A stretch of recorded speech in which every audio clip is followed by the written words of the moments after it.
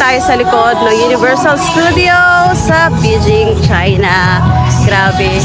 Alam mo, narealize ko habang naglalakad kami ni Bong, sabi ko, grabe, talagang, yes, pinangarap natin to. Yes, nag-dream kami ng ganitong buhay.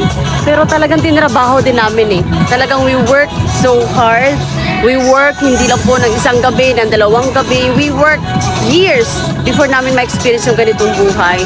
And sabi ko nga, number one na naging reason kung bakit kami nakarating ni Bong dito is nagkaroon kami ng delayed gratification. Ibig sabihin, talagang hindi namin siya in-experience agad. Sinasabi namin sa sarili namin na kapag may nahit tayo na goal, hindi lang siya normal goal, but talagang stretch.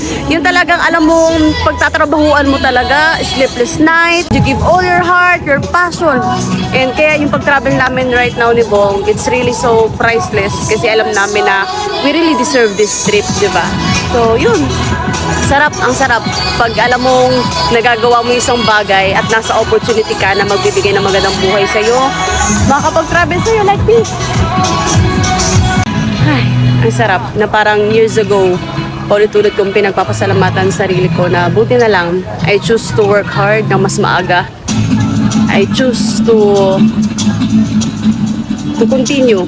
I choose to be consistent. I choose to be disciplined. Mas pinili ko yung mga bagay na magpapalapit sa buhay na gusto ko. At I know, lahat naman ng tao kayang magawa yon kapag malalim din ang reason kung bakit mo gagawin ng isang bagay at bakit ka magiging successful. So yun, kaya na next. Ka-experience ito.